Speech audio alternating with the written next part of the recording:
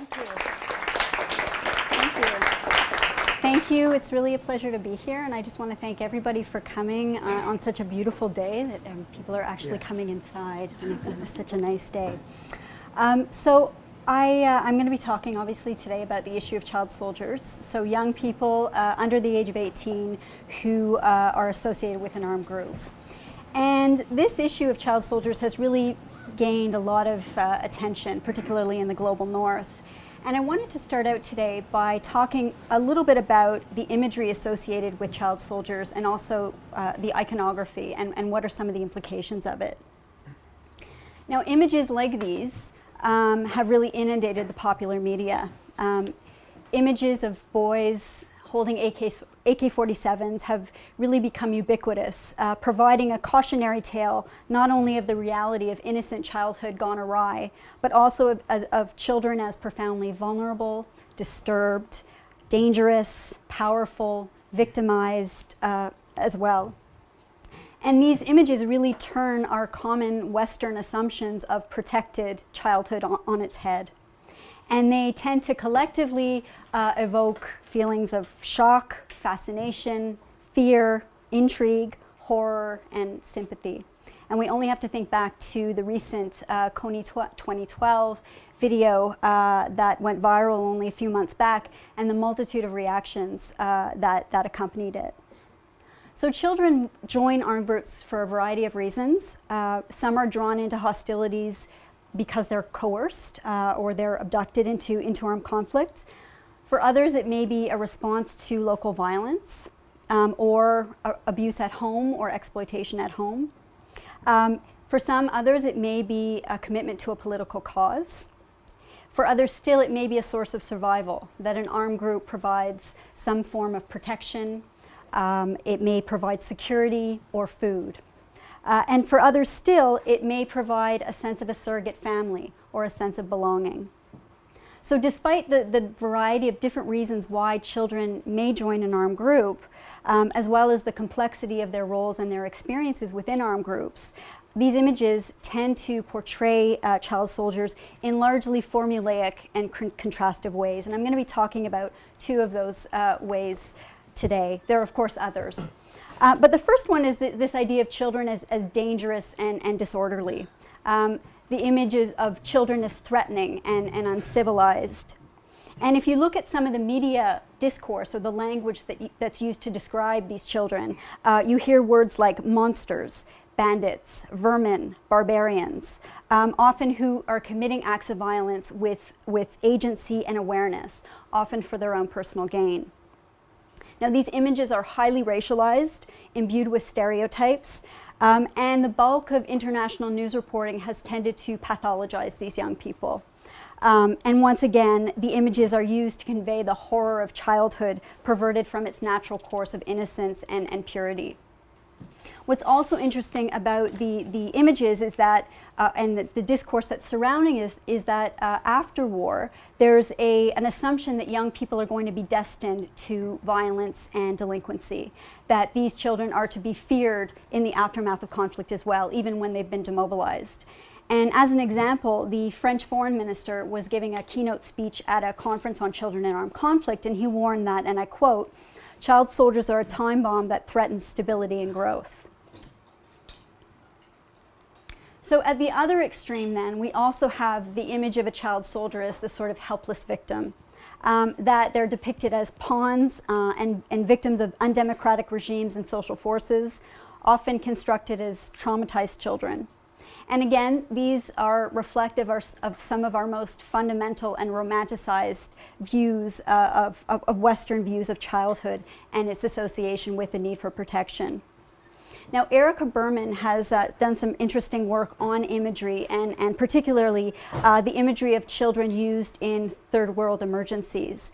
And she's coined the term disaster pornography, which I find quite interesting. And she warns that while the imagery of children may evoke sympathy, there's actually a double-edged sword, and that children ultimately become basically signifiers of distress and are dehumanized, as are their families and their cultures.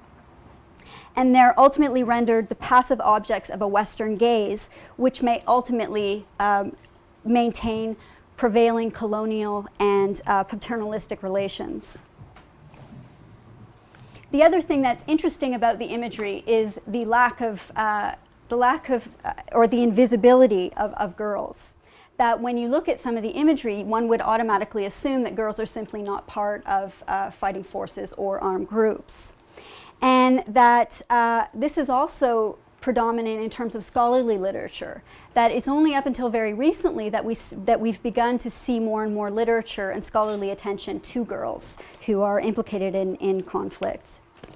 And yet, despite their invisibility, we do know that between 1990 and 2003, girls were associated with fighting forces in 55 countries and were active participants in conflict in 38 countries. That obviously it varies according to geographic region, but the estimates are that the proportion of females in armed groups ranges from between 10 to 30% of all combatants.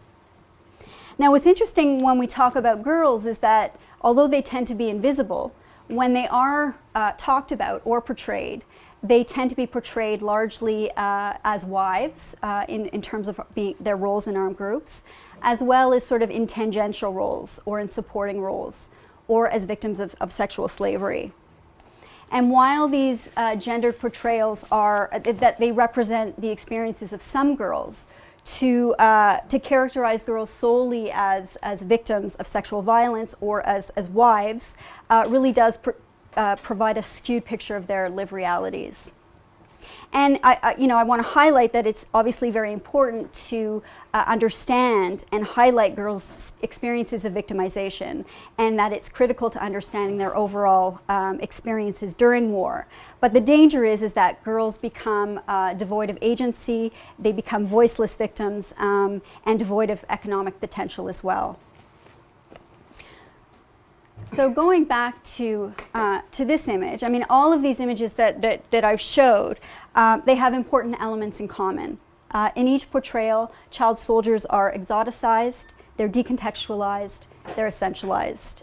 And really the complexity around their experiences is lost.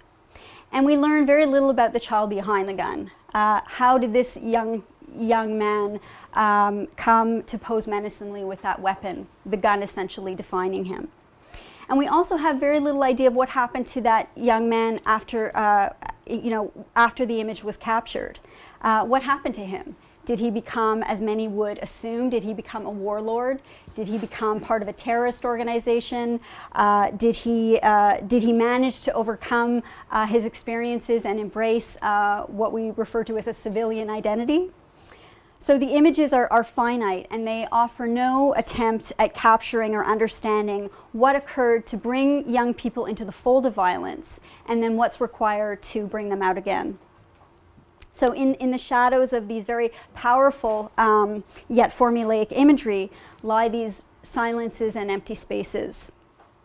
So in light of this, through my research, I've tried to explore how the process of how young women and young men are integrated into a world of violence, and looking at the militarization process and the complex ways in which children's identities are reconfigured and militarized.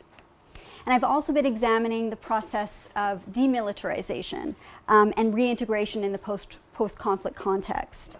How do former child soldiers leave a world of violence, and how do their families and their communities respond to them in the post-war context? And how do these young people, their families and communities, begin to rebuild their lives in the post-war context? So my work draws on research conducted in Sierra Leone over the past 10 years. And during Sierra Leone's decade-long civil war from 1992 to 2002, thousands of children were part of armed groups.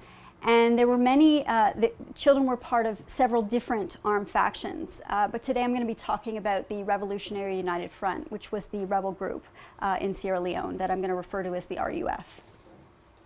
So while some children did in fact join the RUF willingly, most young people were abducted into their ranks. So in my presentation today, what I'm going to be talking about, I really want to provide you a picture of children's lives during conflict and immediately afterwards. And I'm going to discuss this idea of the militarization process and the means through which the RUF broke down children's identities, civilian identities, and then replaced them with highly militarized ones. I'm also going to be talking about what it meant to actually be within the RUF. What did it mean to be an RUF soldier? And then I'm going to talk about the process of demilitarization. So how these children leave the world of armed violence and adapt to civilian or adapt it to peace. So what will become evident through the stories and experiences of these Sierra Leonean youth is that their life histories really defy the neat, sort of limiting portrayals that are offered by the media and popular discourse. And that while these children are frequently constructed through what I refer to as the logic of extremes, as either extreme victims or extreme perpetrators, in reality, these young people's lives and experiences fall within the very messy, ambiguous, paradoxical zones of both. And this often proves to be some of the most challenging aspects of their post-war lives. So my presentation is drawing from several qualitative studies that have traced the perspectives of former child soldiers in Sierra Leone. And for the most part, I've relied on ethnography, in-depth interviews, focus groups, and more recently, arts-based methods, and in particular, community-based photography, to trace the life histories of these young people. And the main study that I conducted is based on my book, which is what I'm drawing from today. And this, for the methodology within the book, it was based on a largely participatory approach. So what I did was, there were 12 young people who were actually, who were former child soldiers who were actually part of the research team. And they, alongside the adults, were involved in recruiting participants for the study. They collected and analyzed data and disseminated the research findings. So that study is based on interviews with 76 former child soldiers, 40 girls and 36 males. And these young people had been abducted by the RUF between the ages of 4 and 13. And they had been with the RUF during the conflict from a period ranging from several months all the way up to 8 years. And at the time where we interviewed them, they were between 14 and 21. So what I first want to talk about is this idea of making. So how is it, what is the making process? And it really is a multifaceted, complex process that occurred gradually over time.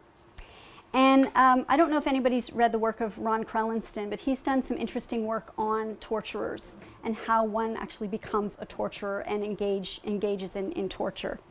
And he talks about the ways in which their former civilian identities are broken down, and in an attempt to build up a new identity based on the identification of the torturer's subculture, ideology, and worldview, and really based on values of detachment, cruelty, and rigid hierarchies. Well, there was a very similar process that occurred within the RUF, whereby civilian identities were broken down and replaced with militarized ones that were based on the culture and the values of the RUF. And I want to talk about how that process came into play. And part of it was through training, whether it be military training or ideological training. And in terms of military training, young people were provided with training in weaponry, how to use a weapon. And it really did vary according to the young person in terms of how in-depth the training was. For some it was because of the conflict, it was very quick. For others it was far more in-depth. But most of the young people talked about how uncomfortable they were with picking up a gun, with that it was such a foreign world to them. And as a result, they were given drugs to help them feel more comfortable, if you will, and more aggressive in terms of actually being able to pick up that gun. Ideological training was also a key factor that the young people talked about, that they talked about how the RUF would organize lectures on the sort of the ideology, if you will, of the RUF and how it was their goal to overthrow the Sierra Leonean government. And the young people talked about how these organized lectures made them feel more receptive to the cause and more willing to fight. They were also given promises of the RUF would tell them, their commanders would tell them, you know, once the conflict is over, you're going to get money, you're going to get an important position in the government as a minister. And the young people believed them, and again, this propelled them to be more active in the movement. Another factor that's important to keep in mind is also this idea of desensitization to violence, that there were calculated strategies used by the RUF to desensitize children to violence. And for example, when being forced to commit a violent act, children were forbidden to show any negative emotions. So they had to often rejoice or celebrate if they had to commit an act of violence.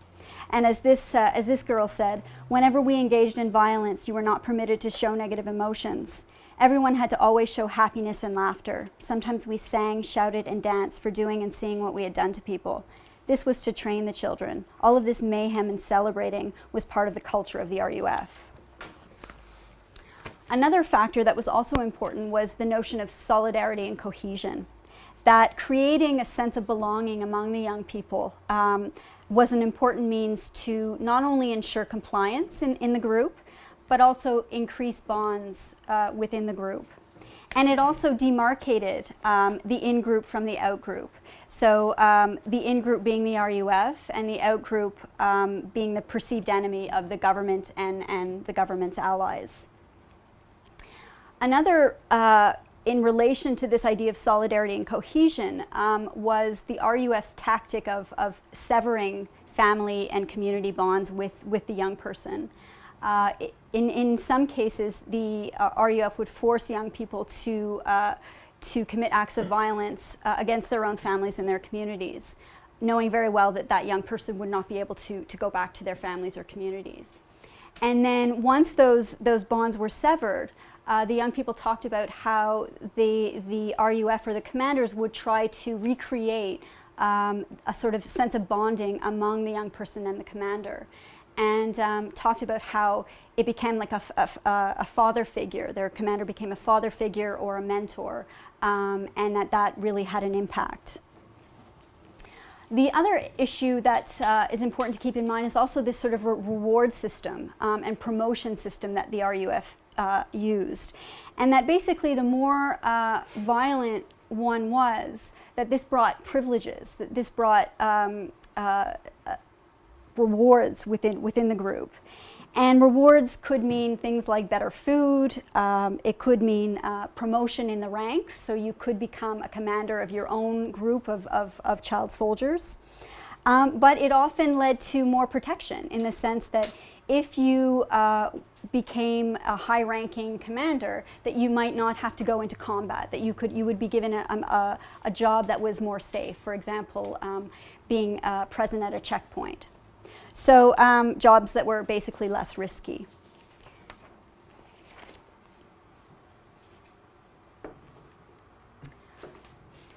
So I want to talk now about what it actually meant being inside the RUF and what were young people's experiences. And basically I want to highlight the culture of violence that was everywhere within the lives of the young people. That violence was experienced along a continuum ranging from verbal abuse to severe acts of physical and sexual cruelty, and that young people were, of course, forced to witness also witnesses to perpetration of brutal acts of torture. And this is a drawing by one former child soldier who talked about how this, and he didn't use obviously the word culture of violence, but how the violence became part of him. And he's written on the side, "I myself." And this is a quote from him. He said, "The rebels attacked my village and I was separated from my parents. They threatened to kill me if I made any attempt to run away. I didn't want to die, so I joined them. I was afraid of being around these dangerous men with all kinds of weapons. I had no mom, no dad, sister or brother. I was alone for the first time in my life. As time went on and the killing happened every day, we all became used to it. After some time, the violence became part of me. So again, this idea of the culture of violence actually being lived and a part of their lives. The other thing that I want to mention that I think is important is the idea that children began to learn that the use of weaponry also brought a lot of power. And here I want to talk a little bit about the girls. That the rebel group really tended to reflect a traditional gender hierarchy where girls were largely marginalized and relegated to a more second-class standing. And within this context, the girls really discovered that carrying and using weapons were effective means of actually attaining more power and more status. As this girl said, I felt powerful when I had a gun. As long as you are holding a gun, you have power over those who don't. I was not very powerful in my own group, but I had a lot of power over civilians. At that time, I was quite enthusiastic about my power. I was proud and confident. I felt good. That was one way of building confidence in me that I'm just like them, the boys. But what I want to emphasize is that this transition, if there was a transition from a victim to a perpetrator, that it was in no way linear. And instead, it would appear that young people drifted back and forth between being a victim of violence and then being a perpetrator of violence. And this idea of this sort of hazy line between victimization and perpetration is illustrated by this girl. She said, "The colonel gave me a gun and instructed me to fire a shot. I told him I didn't want to hold a gun. He threatened me to do whatever he commanded, otherwise he was going to kill me. I then did as he commanded and fired my very first shot in the air nervously." So we can see that children's plight was very complex in the sense that as they perpetrated violence, they remained victims of coercion, terror, violence, and deception. So how do we begin to explain children's actions? And I want to bring up a few and I'm not going to name them all, but a few of sort of structural constraints that in order to understand the unique circumstances of young people, it's really important to understand the structural factors that may have constrained their behavior, their actions, and their choices. And I'm going to just mention three, just because I don't have time for more. But one was the collapse of socio-cultural structures in Sierra Leone and their replacement by militarized structures. That there was a breakdown of traditional protection mechanisms, which were eroded by prolonged conflict, weakened family and community structures. And for many children, opportunities were defined by the norms of violent power struggles. And to survive meant really to live within according to those structures. And when the state imploded in the early 1990s, children and youth were easily drawn into a conflict that arose from poverty and misrule, and the rise of a rebel movement that proclaimed its intentions to initiate a new socio-political order. And once they were absorbed into the ranks of the RUF, often after the trauma of witnessing and experiencing brutal acts of violence, sheer survival made it necessary to adhere to the rules of the RUF and their new RUF family. So without their own families and community support and the capacity to escape daily bouts of cruelty, they were, as I mentioned, caught in a severe culture of violence. I also want to mention something in relation to the girls as well, and in terms of power and gender inequality. That in Sierra Leone, for generations, societal arrangements have been shaped by the strength of paternalistic relations that legitimize the economic, sociocultural dominance of males over females. And given women and girls' entrenched subservient status and their vulnerability to various forms of male authority, it was inevitable that when civic conflict expanded in Sierra Leone, girls were swept up by forces of violence over which they had very little control. And then the last thing that I'm going to mention is the reality of small arms and drugs. That the spate of small arms that inundated Sierra Leone throughout the conflict together with the abundance of alcohol and drugs, really facilitated the manipulation of children and their diminished capacities for comprehension and for self-control. So having mentioned all of these structural factors, I'm certainly not suggesting that child soldiers had no capacity to make choices. And in fact, many young people did show autonomy and show the ability for independent thought. And this is what I want to talk about now. That young people, basically through interviews, talked about and alluded to the resourceful and often subversive ways that they resisted the command structures of the RUF. And these modes of resistance were not only highly functional means to protect themselves, but it also enabled them to basically, however minutely, assert their agency and their power. So one of the ways young people, and I heard this from several young people about the idea of going into battle and refusing to harm anyone. As this girl said, I was not interested in harming people. I would normally fire, intentionally not aiming well. I would then report that the mission was completed without really killing the people. They also talked about how they would protect civilians. That if civilians, for example, were in their group and they were tied up, they would release them and they would help them escape. They also talked about their own escape and how they mobilized with one another to organize an escape. And we're talking about young people as young as 10, kind of mobilizing with one another to plan an escape. And this girl said, I was about 10 years old at the time. Several of us small children sat together and planned our escape. We decided that if we were attacked by the government forces, we wouldn't go with the rebel group, but we'd go with the government forces. Everyone knew about the plan, so when we did attack, we ran away.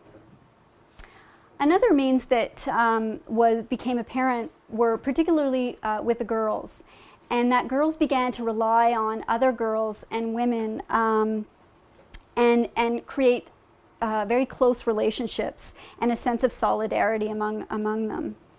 And this not only brought a degree of comfort, but it also created a unique physical and emotional space where males were inherently excluded. And girls talked about how they would get together and talk about the violence, particularly the sexual violence that they had experienced.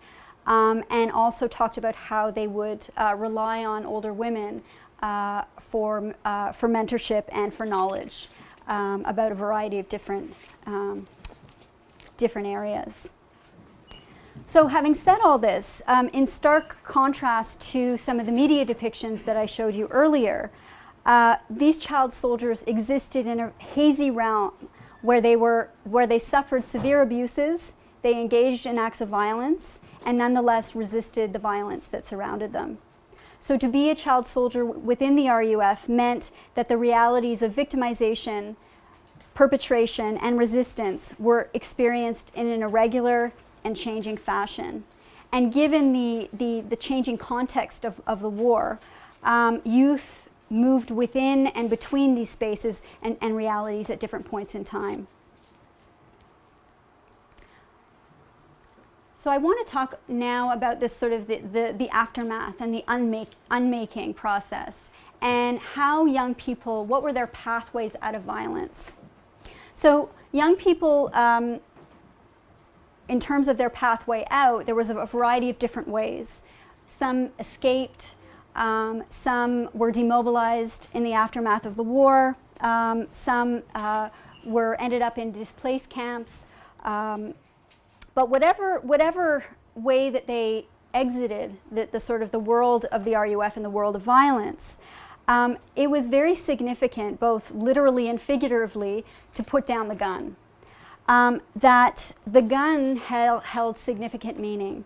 As this young person said, you were only recognized as somebody if you were carrying a gun. You felt like you belonged. You felt powerful and protected. Without your gun, you were worthless. So putting down the gun often meant, for some, relinquishing power, protection, and a sense of belonging. For others, it meant a newfound freedom from a world that they had been longing to escape. And for others still, it meant both of these simultaneously. So whether entering a DDR camp, a demobilization camp, an internally displaced camp, or reintegrating directly into a community, children were compelled to begin an unsettling process of transition and adaptation to a completely different social context. Suddenly, the RUF networks and relationships that they had developed alongside the militarized skills that that had helped them ultimately survive the war, were no longer of benefit. And the formal and the informal values of the RUF, and being detachment, cruelty, terror, group solidarity, all of those elements in the post-conflict setting were no longer encouraged or propagated. So instead, in the post-conflict world outside of the RUF, there existed an array of possibilities and the necessity for independence of thought and action. And there lay ahead a new civilian identity or reality that lay ahead, and one that had been a vague memory of the past for many of the young people. And in contrast to when the young people went into the RUF and everything was carefully contrived and to facilitate compliance into the militarized system, in the aftermath of the war, children were basically left on their own to rebuild and reshape their identities, largely in isolation, and as I said, largely on their own.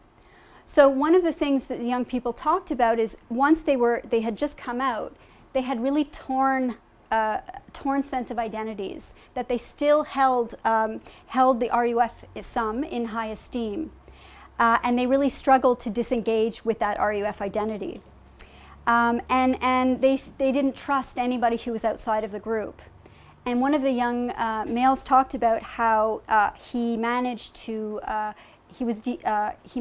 escape, and he didn't escape, but he managed somehow to meet up with family members, and he saw his uncle, and his uncle was encouraging him to, now that the war is over, you need to think about going to school, you need to think about your life ahead of you. And he thought his uncle was mad and said, I don't need to go to school. The RUF is going to come and get me and going to make me a minister. And he talked about how it took a long time for him to realize that that wasn't going to happen. So one of the things that is important to keep in mind is that when the young people were in the midst of conflict, that they really didn't have time to reflect. They didn't have time to think. Things moved so quickly, and for some of them, they were under the influence of drugs. So this idea of reflection just wasn't at play. So in the aftermath, they suddenly are in a position where they have time and the ability to reflect on what happened, and this is where the immense guilt and shame comes into play, and the realization of what in fact that they had been involved in. Another element that was that the young people spoke a lot about was the stigma and rejection. That many, because the RUF had been so brutal and targeted civilians, many families and communities rejected the children when they came back into their own communities. And that was a very powerful reality for the young people. As this girl said, she said, since I came back, there's just been problems, problems, problems. They don't love me anymore. They don't love me anymore. They despise me now. I want them to accept me, to forgive me, and to allow me to be part of the community. Now, another added element for girls, not only did girls sort of transgress accepted roles in terms of their involvement in violence, but many had also been victims of sexual violence. And when they came back into their communities, they faced rejection and stigma because they had been victims of sexual violence. And this was not only focused on them, but also potentially their children as well. So I want to talk a little bit about the demobilization process. So do most people know what DDR is, if I use the word DDR? basically it stands for disarmament, demobilization, and reintegration. That the objectives of DDR is, first of all, to collect, register, disable, and destroy all conventional weapons in the aftermath of the conflict. In Sierra Leone, it also meant demobilizing approximately 45,000 combatants. And then finally, the reintegration process means the idea of preparing and supporting ex-combatants for socio-economic reintegration. So in the DDR process, basically at the outset, young people were asked to physically bring in a weapon, and they would provide their weapon, and then they would be given some sort of skills training or education. They could choose what it was that they wanted to have. I should mention that of my sample, I would say only a handful actually went through the DDR process. That for most made a deliberate decision not to go through the DDR process because they simply didn't want to identify as a combatant, that this would bring stigma and rejection. So they made the conscious decision not to do that. Many also thought that the whole DDR process was a ploy by the government to bring all the combatants together, and then they would prosecute them. So there was a lot of misinformation initially around the DDR programming. One thing I also want to mention about girls is that girls were initially pretty much excluded from the DDR process. That the programmers severely underestimated the number of women and girls in fighting forces, and there was an assumption that girls were again in these peripheral roles and they weren't really fighters, so they weren't deserving of DDR benefits. Many girls also didn't have a weapon of their own. They might have used a weapon from a communal source. Other girls talked about how sometimes their commanders would take away a weapon and give it to a boy, so they didn't have a weapon to present to the DDR program. The other thing I want to mention about DDR is extremely short term. That if you think about a young person who had been within an armed group for 8 years, having a few months of programming in comparison is pretty minimal. They also provided training in most were encouraged to provide or have training as masons, as carpenters, as hairdressers, as soap makers. So you ended up with lots of hairdressers, lots of carpenters in the post-war context, and then you had all of these young people who may have been trained in that, but then couldn't find a job because there was so many of the carpenters, so to speak. The other thing I want to talk briefly about is the context in which young people have to integrate in Sierra Leone and what that meant. Now, in terms of structural realities, so employment, we're talking about a context where, and these are from the World Bank figures, 70% of youth are unemployed or underemployed. That there is a severe problem of idleness, whereby you're not working and you're not in school. And young people talk about how jobs tend to be awarded through connections and not skill. And this bears out in terms of statistics, whereby you find that adults tend to have more jobs, and yet they have less education levels. And in terms of education, there was a post-war goal to increase primary school enrollment and attain the Millennium Development Goals of universal primary schooling by 2015. And in the aftermath of the war, you see that the Ministry of Education, the World Bank, the UN, civil society basically put together a school feeding program, worked towards the elimination of primary school fees, hire teachers, and basically we're trying to rebuild the infrastructure of the education system. The limitations are that 25 to 30% of school-aged children continue to be out of school. 50% of primary schools are actually functioning. There's a huge high pupil to teacher ratio, and also a very low secondary school attendance. So having said all that, you have these young people who have gone through the war, who are being, navigating these really structural realities. And for many, there was a sense of really profound disillusionment that, and they would think back to their lives during the war.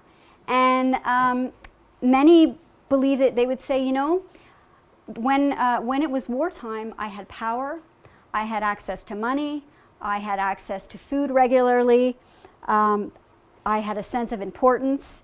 And so it brought forth a real nostalgia for the war in some ways. As this girl said, she said, with the rebels, we ate the best food, we had access to money and any other property within our controlled territory. Civilians were working for us. We were highly respected. Now I have nothing. But what I want to emphasize that it's not all grim. Obviously, it's important to highlight some of the challenges that continue. But there are some elements that really do provide some interesting hope, and that there's been a real failure to look at young people's capacity to rebuild their own lives in the absence of formal supports. And so I want to give you an example of the bike riders in Sierra Leone. Now, prior to the war, you had in Sierra Leone you had the sort of conventional car taxis, and given that vehicles were ambushed and burned in the aftermath of the war, there weren't as many car taxis. And so basically you had this new phenomenon that was really a visible change in the post-war period, where you had taxis, motorbikes being used as taxis. And some of the advantages of this is that they're much more, they're able to navigate the traffic and the streets of Sierra Leone. And they became a real necessity for example, market women who wanted to travel from their home to their workplace. Some of the disadvantages is that it's more expensive, slightly more expensive. You get wet when it rains, and it's less safe. There are a lot of motorbike accidents that happened. But what's interesting is that initially, it's changed a little bit now, but initially, the riders were all former combatants that were doing the driving. And so you had I mentioned before about the DDR program creating all of these carpenters and all of these masons.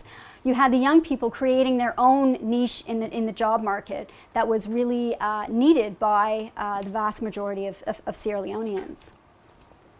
Now, what's also interesting about the bike riders is that you had several, as I mentioned, several different factions that recruited young people. You had the RUF and you had the CDF, which was the government forces. And they were arch enemies. And even after the war, you had young people talking about how they still felt anger to the other side. And what's interesting about the motorbike taxi riders is that they came together in the aftermath of the war and began to work together. And they created, both the RUF and the CDF came together and created a Bike Riders Association. So it's basically a union to provide support to riders if they get into altercations with the police, which is frequent. The police often charge them, give them tickets for improper footwear, not wearing a helmet, not having a license. So there's a lot of, there are problems between the police and the traffic wardens and the riders. You also had initially, because everybody knew that these were former combatants, you did, I think it's less so now, but you did have young people saying, people assume because I'm an ex-combatant, the stigma and rejection that they had faced continues in terms of their own, in their work. The other issue that's important to keep in mind with the bike riders is that for most of them, they don't actually own the bike, that they rent the bike from a big man or a boss. And this also has important issues in terms of power relations and how their boss treats them. But what's interesting is that despite the tensions that exist between the bike riders and the police, the bike riders and their bosses, is that the youth are responding with organized dissent and trade unions rather than with guns. And I think, again, it challenges this idea that youth are destined to violence and delinquency in the aftermath. And again, it shows the capacity of young people to rebuild their lives in the absence of violence. One other comment in terms of this not being a complete panacea is it is another example of gender exclusion, because I think in the whole country I was told that there's 2 female riders. So again, it's not something that you see a lot of girls being involved in. So to conclude then, through the youth narratives, we can better see the intricacies of children's experiences that characterize life both in and after the RUF. And it's illustrated a multifaceted world where children were forced to contend with. And a world that included situations of victimization, perpetration, and resistance, often in a shifting fashion. And focusing on the complex sets of realities that confronted many children brings forth a more intricate picture of these young people. These were individuals who sometimes sought power, they resisted authority, they perpetrated acts of violence, they planned and mobilized for escape, and they experienced profound violence. So throughout the war and the uneasy peace that's followed, their capacity for agency and resilience has been apparent. So in contexts around the world where child soldiers are found, substantial efforts need to continue in the areas of family reunification, community sensitization, providing educational support, creating opportunities for employment, and meeting the unique psychosocial needs of former child combatants with a particular attention to gender differentiation and the needs of war-affected girls. And indeed, education, employment, economic security, community acceptance, these are all key to successful social reintegration and prevention of further violence. But it's important to keep in mind that for a country like Sierra Leone, that's still struggling to emerge from the profound effects of colonization, international plunder, and a decade of state collapse and civil war, the challenge of meeting these goals is considerable. And Kofi Annan said, and I quote, "Many of the key human rights issues that led or resulted from the war in Sierra Leone still persist. Lasting peace cannot be achieved without addressing the significant political, economic, social marginalization of the youth in Sierra Leone." So structural transformations need to occur alongside youth empowerment and recognizing children's rights and abilities to actively participate in decision making.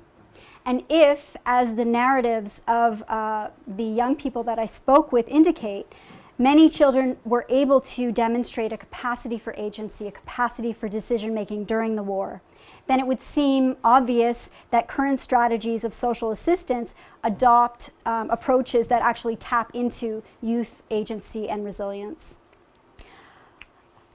Ultimately, the fates of child soldiers don't only lie within the structures and actions within the contexts and countries in which they're found.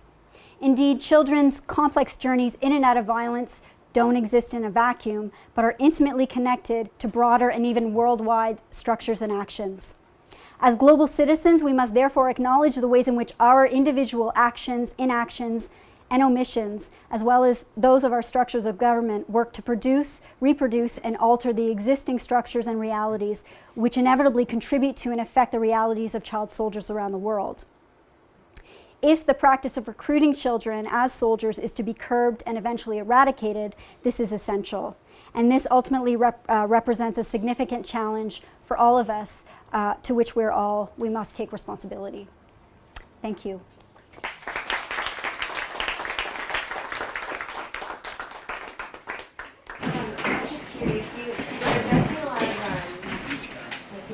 Misconceptions that come out in the media that we see a lot of. How is that translated into human rights treaties that have been written for child soldiers? And what are the consequences? I'm sure there are a lot of undesired. Yeah, I think that's I think if we look at the sort of the victimizing framework, I think that we could argue that the lack of young people's participation or input into some of those treaties, into programming as well, that we don't hear the voices in terms of DDR programming, for example, young people's ideas or what would work for them, that given that sort of victimizing, passive, young people really aren't a part of some of those processes, that decisions are very top-down rather than bottom-up.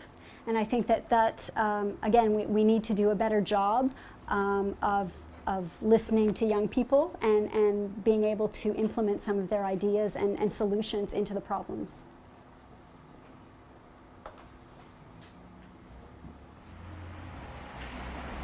Who runs the DDR program? Is that the government or? It was several different bodies, but largely by the UN, with partners from the African Union, etc., but largely tend to be run by the UN. And again, like I think they tend to use sort of recipe formats, and bringing in you know, a DDR program in East Timor will work, in Sierra Leone will work elsewhere. And I think that's one of the problems, is that the context, the historical realities, the issues around gender don't play a part. And I think that's where some of the problems lie as well. So when the leaders of like the RUF and CDF, if they are ever like tried in courts for their crimes, are children exempted up to a certain age, or is it their age before they're involved? What about like the children who chose to join? Right. So for the Special Court of Sierra Leone, the court had the capacity to try those who were 15 and up as war criminals. The prosecutor of the tribunal made the decision that they would not be trying anybody under the age of 18. The mandate of the special court was really to focus on those who bore greatest responsibility for the war. So in the end, this meant, you know, 11, 12 people rather than sort of the foot soldiers. So it really did focus on the sort of the high-ranking commanders who had sort of orchestrated it, and didn't focus on the young people. But there was, having said that, there was a huge fear. One of my earlier studies occurred around the time where the special court was at play, and many of the young people showed a lot of fear and concern around telling their stories, because they were not convinced that they would not be tried or prosecuted. So it was a real fear. And there was a lot of, again, misinformation around that at that time.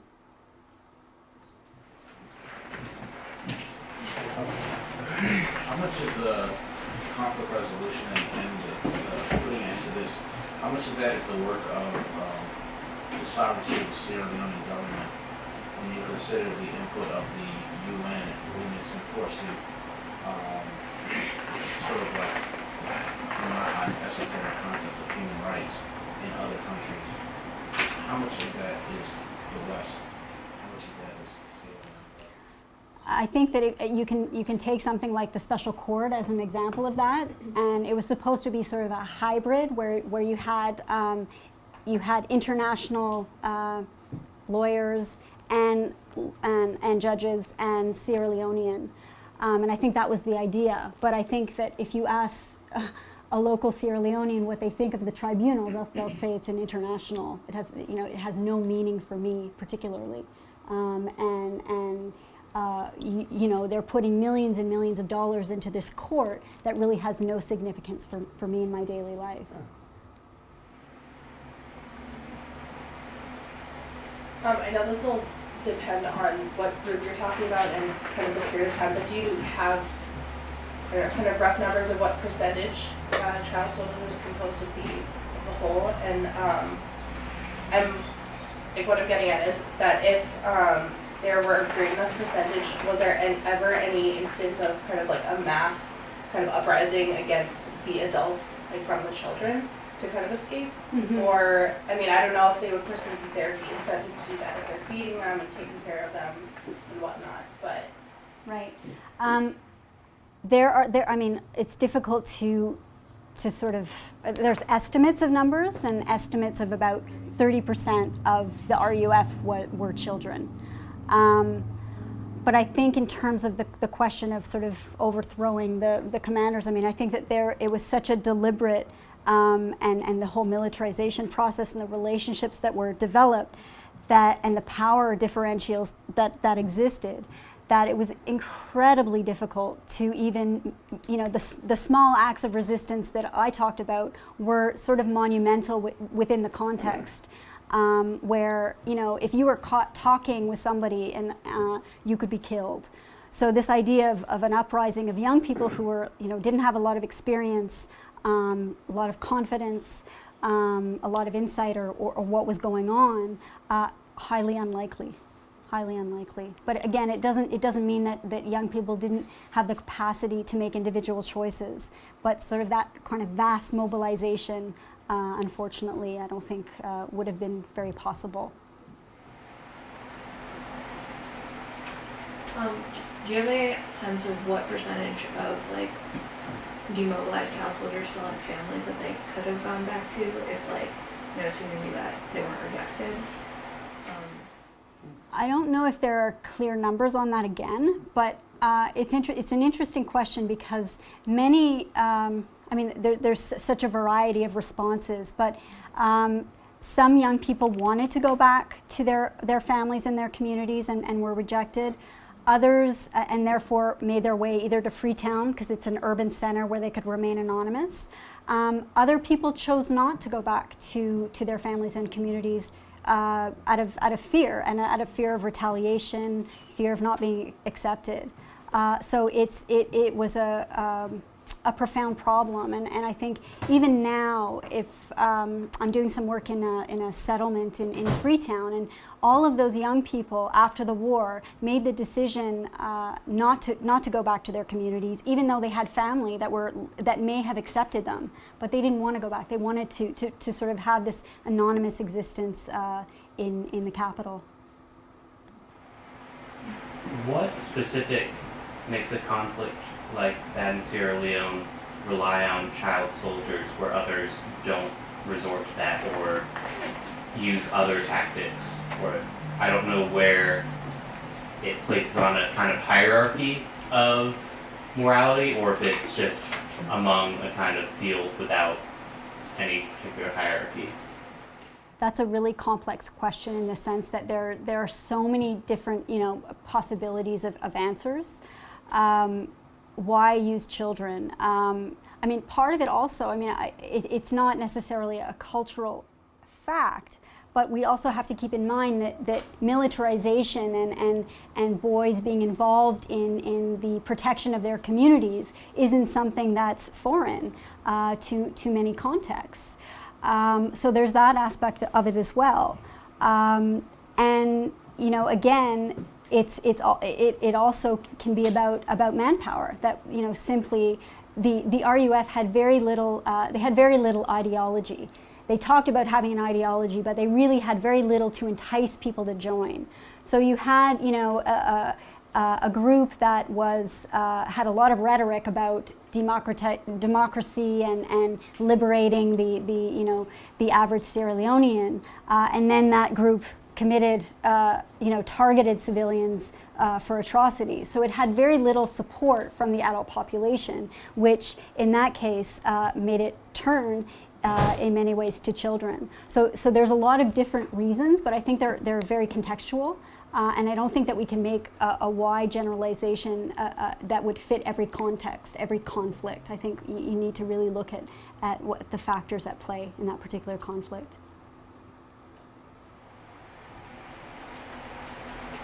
Yeah, a lot of the post-conflict information on success stories are like these motorcycle guys, and so it's very gender specific. What would you, could you give one or two examples of a success story for the girls in post-conflict in terms of finding some institutional niche, building new identities and new lives? Or is their story much more dire than the boys? I don't like to be grim, but I do find that they are so marginalized even in the post-conflict context.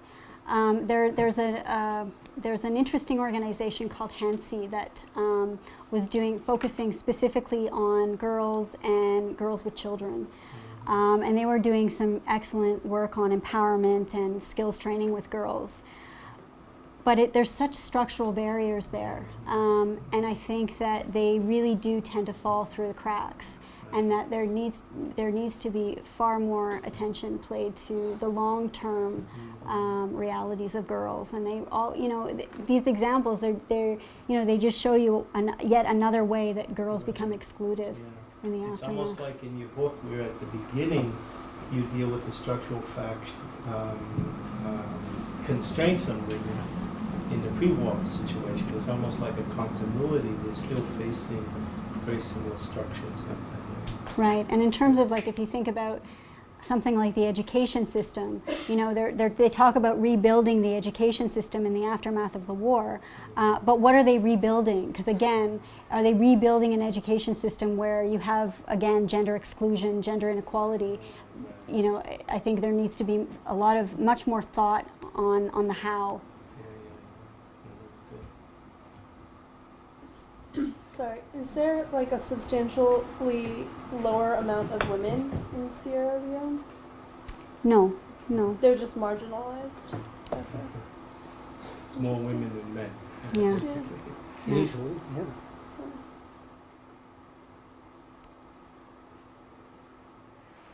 You said that drugs and alcohol were played a significant role in the lives of these child soldiers, and considering how young some of them were, is there any analysis or anything that would substantiate that that's had a long-term effect on their development?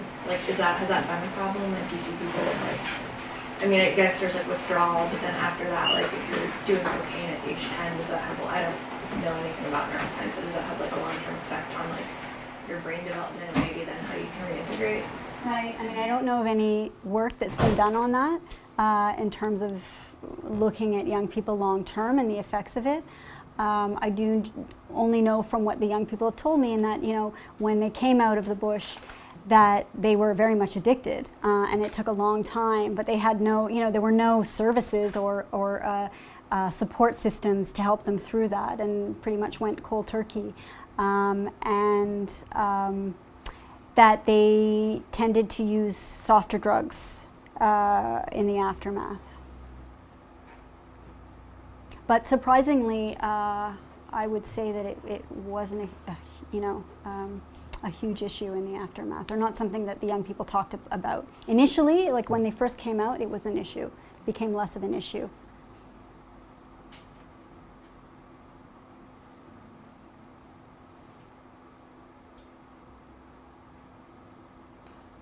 Can you talk about how these children are like to interact with?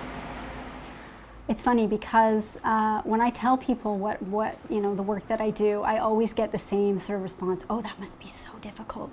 It must be so hard. It must be so rough. And in fact, I think working with adolescents in North America would probably be harder in many ways.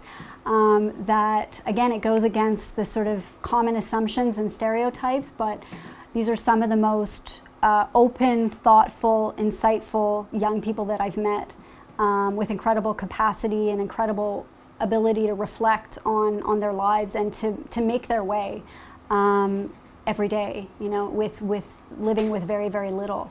So considering what they're up against, I have the utmost respect and that they're amazing people. So it's actually very easy to work with them.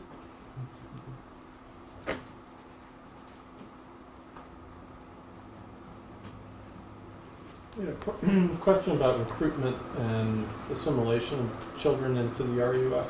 I'm curious if you have any thoughts about sort of where the method came from, whether it's cultural cues or whether it's innovation or learned from somewhere else. Because it seems like it strikes me as kind of strange to Sierra Leonean culture, but then the process at the beginning of the war, it's very rapid and sort of uniform. I think you hear the same kinds of stories about sort of how kids are incorporated into the group. Mm-hmm. I really struggle with that one because there's such a contradiction in Sierra Leonean society of these sort of warm, wonderful, open, kind people, and then this other side of, you know, the recruitment of children and the mechanisms that were used.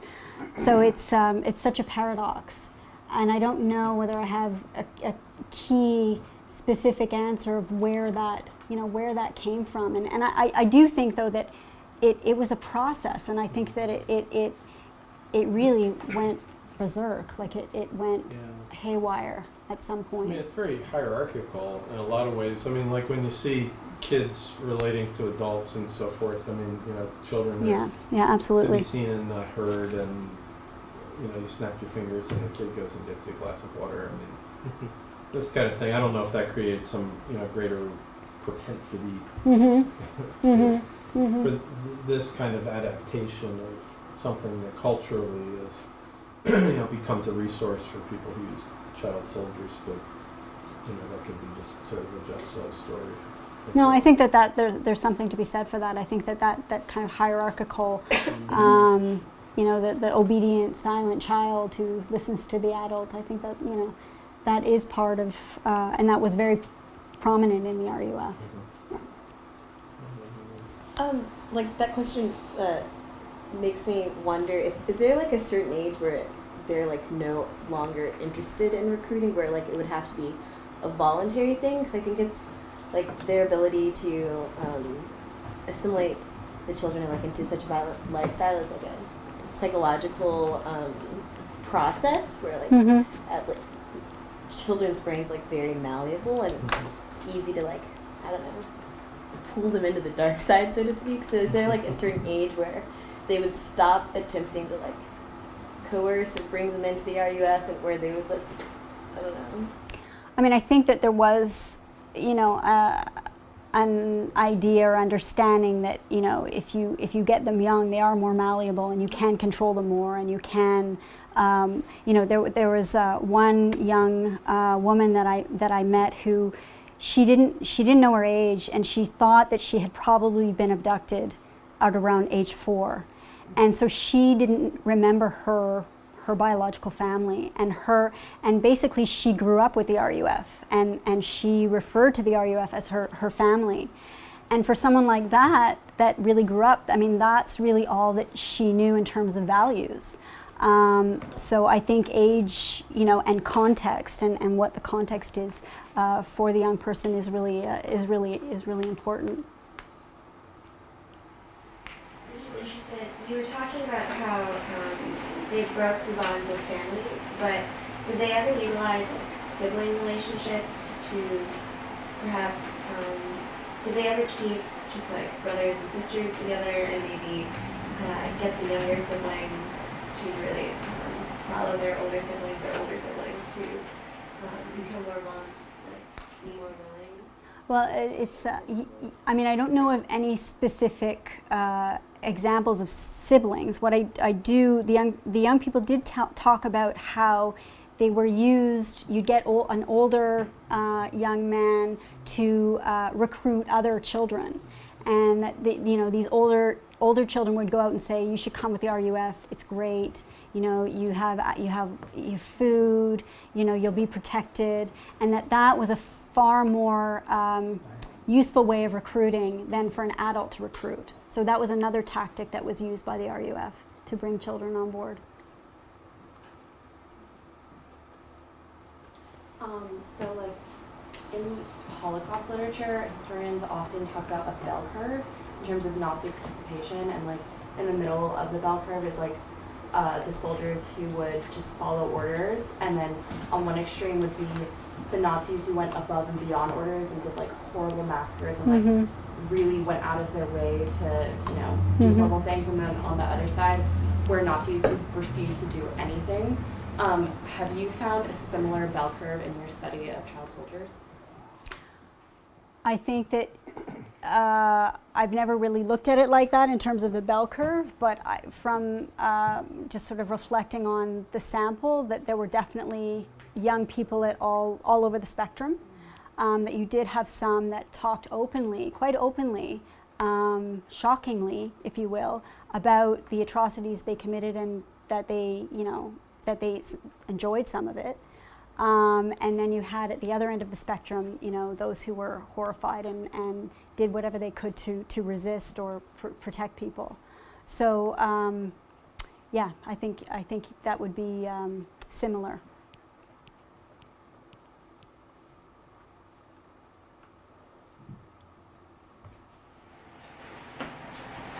Do you think this sort of indoctrination is markedly is just categorically different than other sorts of indoctrination because of its kind of extreme circumstances, or do you think it follows kind of normal patterns of learning and joining community and all that? Mm-hmm. I mean, I think the elements, as I talked about, you know, when I was reading the study of the indoctrination in terms of the making of a torturer, and that it was a very kind of clear process, and that I made links between that and the RUF, that I think there are patterns and similarities in terms of indoctrination, but I guess every group has their own unique means and mechanisms through which to do that. So I think overall the indoctrination process, there are definitely similarities, but then techniques that were unique to the RUF as well. So I would say both.